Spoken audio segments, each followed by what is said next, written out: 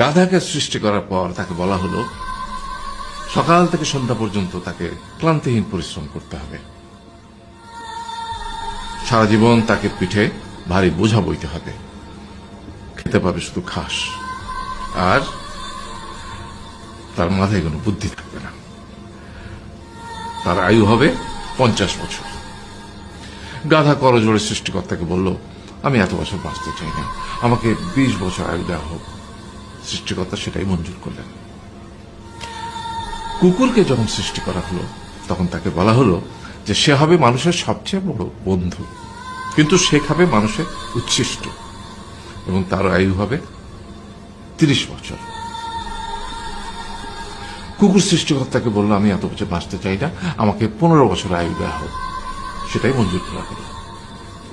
এরপর বানরকে বলা হলো, তুমি শুধু গাছের এ ডাল থেকে ও ডালে ঝুল খাবে এবং নানান রকম ফন্দি ফিকির করে মানুষকে আনন্দ দিবে, তোমার আয়ু হবে 20 বছর। বানর বলল, আমি 20 বছর বাঁচতে চাই না, আমাকে 10 বছর দেওয়া হোক। সেটাই মঞ্জুর করা হলো।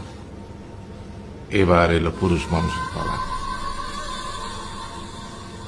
তাকে বলা হলো যে তুমি হলে প্রাণীকুলের মধ্যে সবচেয়ে বিচক্ষণ এবং বুদ্ধিমান, সেই জন্য তোমাকে প্রাণীদের শিরোমণি করা হলো এবং তোমার আয়ু হবে 20 বছর।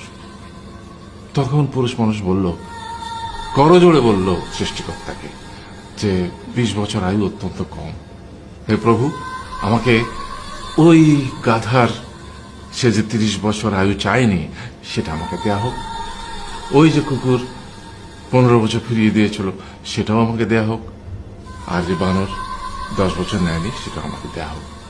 20 বছর অত্যন্ত কম, আমি দীর্ঘদিন বাঁচতে চাই।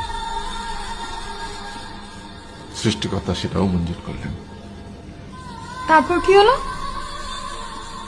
সেই থেকে ছেলেরা পুরুষ মানুষ হিসেবে বাঁচে 20 বছর, তারপরের 30 বছর সংসারের বোঝা পিঠে করে বয়ে বেড়ায়, সেটা কার মতো? গাধার মতো।